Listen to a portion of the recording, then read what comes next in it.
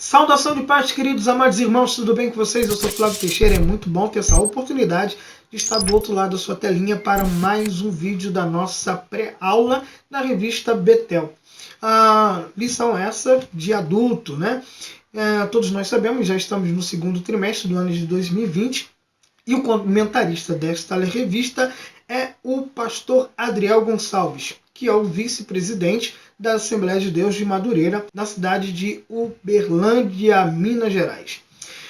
Estamos na lição de número 7, cujo tema é confiança em tempo de aflição. E já gostaria de aproveitar aqui logo o início do vídeo para pedir a todos vocês que já é inscrito no canal, sempre está aqui nos acompanhando, seja para pré-aula ou para os vídeos que a gente coloca aqui de edificação, de aconselhamento, de notícia. Então eu gostaria aqui de pedir já desde já você que é o nosso parceiro para deixar o seu like e não esquece, seja agora, no meio do vídeo, deixa aí o seu comentário para nos ajudar, tá bom? E claro, não deixe de compartilhar esse vídeo com seus amigos nas suas redes sociais. E você que está passando pela primeira vez, é muito bom ter você aqui conosco, seria melhor ainda ter você como um parceiro, um amigo nosso, se inscrevendo no canal, notificando aí o sininho para continuar recebendo as notificações. Vamos para o nosso texto áureo que está em Salmo de número 56, verso de número 11, que diz: Em Deus tenho posto a minha confiança, não temerei o que possa fazer o homem. A verdade aplicada diz: uma firme confiança no Senhor é resultado de uma experiência pessoal com Ele e fundamentada na palavra de Deus. Os objetivos da lição são três, como sempre. Apresentar o contexto histórico de Salmo 56, que está muito bom. Observar aspectos da oração que Davi apresentou a Deus. Ensinar que devemos ter plena confiança no Senhor. E o texto de referência está em Salmo de número 56, verso de número 1 até o verso de número 8. Só notificando rapidamente aqui para os irmãos que estão vindo pela primeira vez, ou até mesmo aqueles que não estão acostumados, né? Eu tento seguir aqui os tópicos da lição e os seus subtópicos, mas eu tento apresentar muitas coisas que não estão na revista para poder acrescentar aí na sua preparação da sua aula, tá bom? Então vamos aqui. A introdução. Como eu já disse, desde a primeira lição, nós temos uma facilidade enorme de se identificar com os salmos, pelo simples fato deles terem sido escritos por homens que, na sua maioria, escreveram suas orações em forma de canções que revelam um tempo de tribulação, de angústia diante de Deus. E nesta lição de número 7, onde iremos estudar mais um louvor de Davi, que escreveu aí aproximadamente 74 salmos, cuja oração aqui no Salmo de número 56 foi por livramento, demonstrando a sua total confiança em Deus em um momento adverso. Isso traz para nós grandes lições, entre elas que ficar de joelho diante de Deus é muito melhor, pois isso nos dará condição de ficar de pé diante dos homens. O apóstolo Paulo, em Filipenses capítulo 4, versículo 6, já nos adverte dizendo: não andeis ansiosos, preocupados por motivo algum. Pelo contrário, sejam todas as vossas petições conhecidas diante de Deus, por meio de oração e súplica com ações de graça. Aqui no primeiro tópico diz: contexto histórico. O Salmo de número 56 parece se estender no Salmo de número 57. Se você ler, você verá que, por causa das semelhanças no conteúdo e no desenvolvimento do tema, eles começam com as mesmas palavras, consiste de duas partes similares que envolvem oração por livramento e louvor pelo socorro obtido, e emprega um refrão ao final de cada sessão. E talvez por isso os Salmos 56 e 57 são apelidados de Salmos Gêmeos. Escritos sobre circunstâncias muito adversas, ambos expressam a completa confiança em Deus que vence todo temor. E de acordo com o subtítulo do Salmo 56, Davi compôs como resultado de sua experiência com os filisteus em Gade, como vemos no primeiro livro de Samuel, capítulo 21, versículo de número 13. E aí entramos na parte histórica deste louvor. pois este salmo foi escrito enquanto ele estava se escondendo de Saul entre alguns filisteus, supostamente amigos, sendo que estes eram tradicionais inimigos de Israel. E isso de se esconder em terras inimigas só aconteceu porque Davi estava fugindo de Saul, que tentou matá-lo. Em apenas 2 capítulos do primeiro livro de Samuel, nós vamos ver que Saul tentou matar Davi pelo menos 12 vezes, que é no capítulo 18 e capítulo 19. Eu vou fazer aqui rapidinho um esboço aqui para você anota aí. No capítulo 18, versículo 11, Saul atira sua lança 2 vezes contra Davi. No capítulo 18, versículo 13, Saul constitui Davi como comandante de 1000 homens, esperando que ele fosse morto em alguma batalha. No capítulo 18, também no versículo 13, Merabe oferecido a Davi se ele lutasse as batalhas do Senhor como um grande valente. Outra estratégia de Saul para que Davi fosse morto em batalha. Ainda no capítulo 18, versículo 20, Mical é oferecida a Davi por 100 prepúcios de Filisteu. Porém, Davi vence as batalhas e traz 200 prepúcios. No capítulo 19, versículos de número 1, Saul ordena Jonatas e seus servos que matassem a Davi. Também no capítulo 19, versículo de número 10, Saul novamente lança a sua lança em Davi. No capítulo 19, versículo 11, Saul envia mensageiros à casa de Davi para matá-lo. E no capítulo 19, versículo 18, Saul envia 3 grupos de homens a Ramá para pegar Davi, indo depois ele mesmo. Camarada persistente. Parece muito com o adversário da nossa alma, né? O diabo não desiste de maneira alguma, como diz lá em Apocalipse, capítulo de número 12, versículo 10, está todos os dias, dia e noite, diante do Senhor para nos acusar. Mas graças a Deus nós temos um advogado fiel, que é Cristo Jesus. Porém, vamos voltar aqui no contexto histórico. O plano de ficar entre os filisteus não deu certo. E ele retornou a Judá e se escondeu na caverna de Adulão, como vemos lá no primeiro livro de Samuel, capítulo 22. Mas as ameaças de Saul eram reais e prolongadas, como o próprio Davi descreve em sua canção, no verso de número 1, 2 e 5, onde Davi afirma que o comportamento agressivo de seus ataques durou o dia todo, como se não houvesse fim à vista. É então que Davi suplica a ajuda de Deus, como vemos no verso de número 7, dizendo: deixarás escapar essa gente tão perversa? Na tua ira, ó Deus, derruba as nações. Davi deixa claro que isto seria para ele de que Deus realmente estava do seu lado, como ele descreve lá no verso de número 9. Com isso saberei que Deus está a meu favor. E provavelmente foi escrito na mesma ocasião do Salmo de número 34, quando Davi fugiu de Saul para o território filisteu. Ele teve que fingir insanidade, loucura, diante do rei Aquis, quando alguns servos suspeitaram dele, como vemos lá no primeiro livro de Samuel, capítulo 21, versículos de número 10 a 15. Isto tudo por causa de um espírito maligno que se apoderou de Saul, como vemos em 1 Samuel, capítulo 18, versículo 9, e esse espírito que já o perturbava desde o momento que o Espírito Santo o deixou de capacitá-lo e passou a estar com Davi, como vemos em 1 Samuel 16, versículo de número 14. E a lição que a gente aprende aqui nessa narrativa, desse contexto histórico do Salmo 56, é que nós precisamos, diferente de Saul, nos livrar de toda a raiz de amargura e ira, como bem diz lá o escritor dos Hebreus, no capítulo 12, versículo 15, e o apóstolo Paulo em Efésios, capítulo 4, versículo de número 26. Pois a Bíblia deixa bem claro, como um exemplo para a nossa vida, que este foi o terrível mal de Esaú e de Caim, filho de Adão. E vamos para o segundo tópico, a oração de Davi. Esta oração, como vemos em seu contexto histórico, é um pedido de socorro quando for atacado por seus inimigos.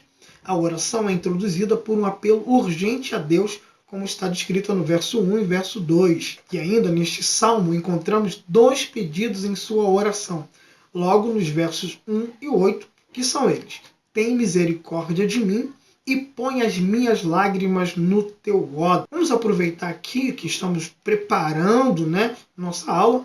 Permita aqui falar sobre misericórdia. O que esta palavra significa? Misericórdia significa basicamente um sentimento de compaixão e piedade. É uma palavra muito utilizada em vários contextos diferentes, o que torna seu conceito muito amplo. Diante disso, muitas das vezes acaba sendo até difícil definir o que significa misericórdia. Para entendermos o significado de misericórdia na Bíblia, primeiro precisamos considerar algumas coisas importantes no tocante à etimologia da palavra. No português, a palavra misericórdia vem da junção de duas palavras latinas, que são elas, miseratio, que deriva de miserere, que significa compaixão. E a segunda palavra é cordis, que significa coração. Logo, misericórdia significa coração compadecido, no sentido de ter compaixão pelo sofrimento e a dor de alguém. Lembre-se, Deus é misericordioso e longânimo, como diz o salmista no Salmo de número 86, verso 15. E também não podemos esquecer que as suas misericórdias é a causa de não sermos consumidos. E ela se renova a cada manhã, como escreveu Jeremias no seu livro de Lamentações, capítulo 3, versículos 22 e 23. E nós temos em Cristo Jesus esse Senhor de misericórdia. Pois como aprendemos na lição de Mateus capítulo 9, versículo 36, nessa narrativa de Cristo, ele se compadece com os seus. Ele se compadece com aqueles que o clamam em momento de angústia, de dor e de tristeza. Jesus sente as nossas dores. Além de pedir por misericórdia, Davi também pediu que Deus recolhesse suas lágrimas em odre. Lágrimas em odre, o que significa? Lembramos que Davi, quando escreveu essa canção, era um jovem fugitivo, oprimido, angustiado, com lágrimas nos olhos. E ele apelou para a bondade e compaixão de Deus, implorando, como vemos no verso de número 8, põe deveras as minhas lágrimas no teu odre. Mas o que era o odre? O que Davi se referia? E como Deus pode colocar nossas lágrimas num odre? O odre era um recipiente onde se colocava água, óleo, vinho e até manteiga. Os nômades do Saara, como os taureguis, ainda usam os odres feitos com pele inteira de um cabrito ou uma ovelha. É possível colocar nesses recipientes grandes quantidades de água, dependendo do tamanho do animal. Os odres são conhecidos por manter a água fresca, como no calor intenso do deserto. No passado, eles eram geralmente transportados por jumentos ou camelos. Hoje em dia, você talvez veja um deles preso na frente de um veículo para todo tipo de terreno. As palavras comoventes de Davi sobre o odre também podem significar algo para nós. Talvez você se pergunte, como assim? A Bíblia explica que Satanás controla o sistema mundano deste mundo ao qual estamos. E que em nossos dias ele tem grande ira. Em resultado disso, a terra está passando por terríveis aflições, como está na narrativa de Apocalipse, capítulo 12, versículo de número 12. E por esse motivo, há muitas pessoas, em especial as que procuram agradar a Deus, que assim como Davi, passam por sofrimento emocional, mental ou físico. Isso também acontece com você? E com coragem, mesmo chorando, sendo fiel a Deus, não deixamos de esforçar em levar uma vida de integridade, como está lá em Salmos de número 126, verso de número 6. Isso porque temos a certeza de que o nosso Pai Celeste não só vê as provações que enfrentamos, como também o impacto emocional que essas provações causam. Ele entende perfeitamente a dor que aflige os seus servos. E com compaixão, ele lembra das nossas lágrimas e sofrimento, guardando de forma figurada em seu odre. Em Mateus capítulo 5, versículo 24, Jesus diz: bem-aventurados, ou seja, muito felizes, são os que choram, porque eles serão consolados. Existem 3 tipos de lágrima: a basal, a reflexiva e a emocional. A lágrima basal é produzida continuamente em nosso organismo para a lubrificação e proteção dos nossos olhos. A lágrima reflexiva, por sua vez, visa a proteção quando substâncias irritantes, como os vapores de cebola, entram em contato com os olhos. A lágrima emocional, diferente até em sua composição química, ela rola em momentos de prazeres e alegria. Todavia, não há dúvida de que nossas experiências dolorosas compõem a principal fonte de tais lágrimas. E essa questão de guardar a lágrima nos odres era uma prática muito antiga. E as pessoas que em momentos de dor e aflição valorizavam as suas lágrimas, guardavam em pequenos odres as suas lágrimas, assim demonstrando um valor especial por elas. Odres de lágrimas eram relativamente comuns em funerais durante o Império Romano e muitos deles foram encontrados por arqueólogos nas regiões de Israel.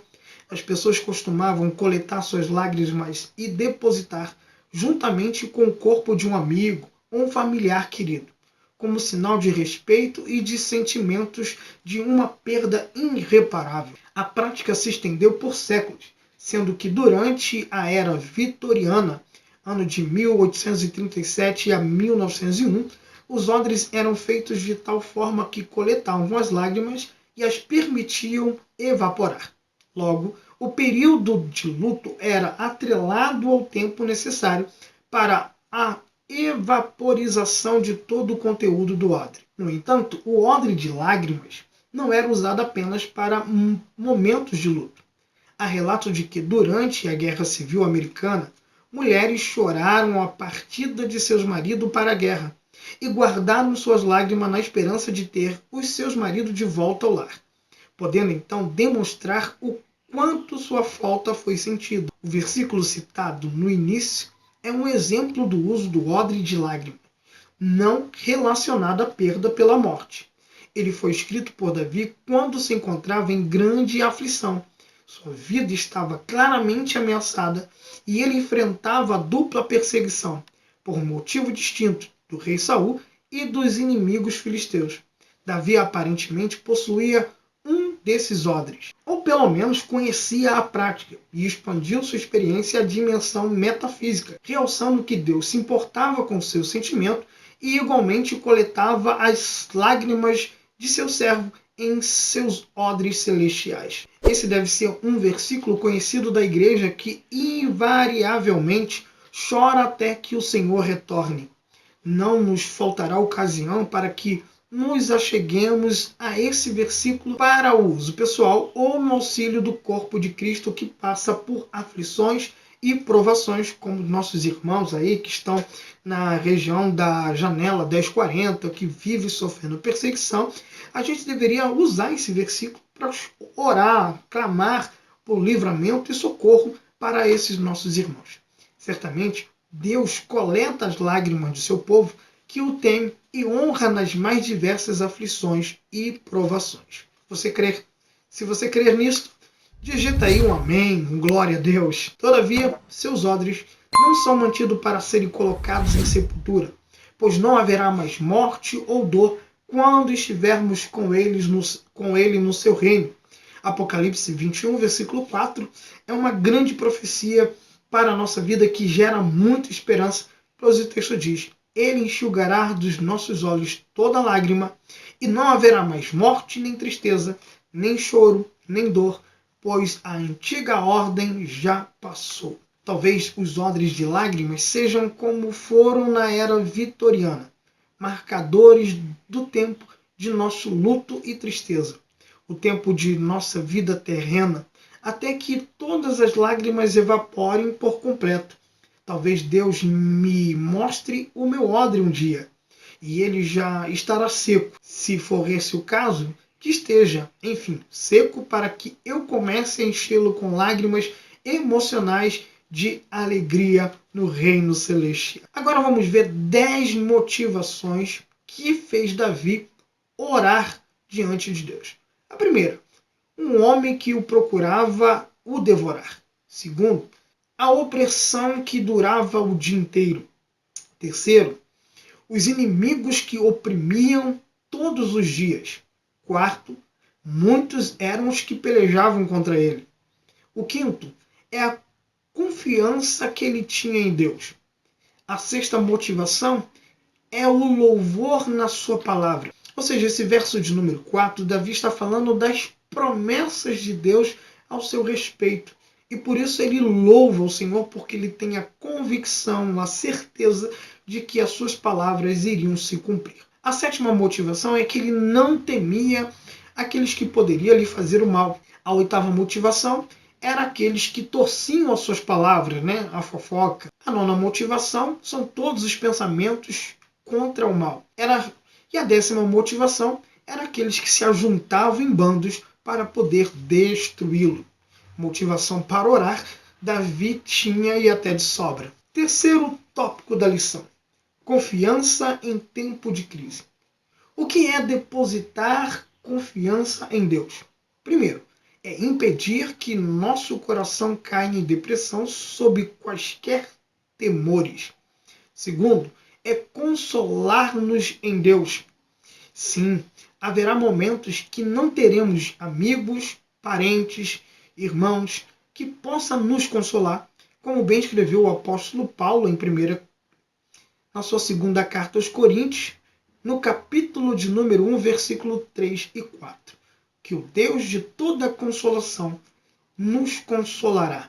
E com o consolo que ele nos consola, nós iremos consolar outro. E por isso nós vemos o terceiro motivo do porquê devemos depositar nossa confiança em Deus. É que devemos esperar que venha somente dele o livramento. E o que é que existe em Deus que faz com que devemos depositar nossa confiança nele? Primeiro, as suas promessas, como vemos Davi falando aí no verso de número 4. Segundo, as suas propriedades, seu poder, sua sabedoria, seu amor, sua justiça e sua completa suficiência. Somente ele basta. Em ti confiarei, em ti esperarei. Mas por que devemos em todos os nossos temores colocar em Deus a nossa confiança?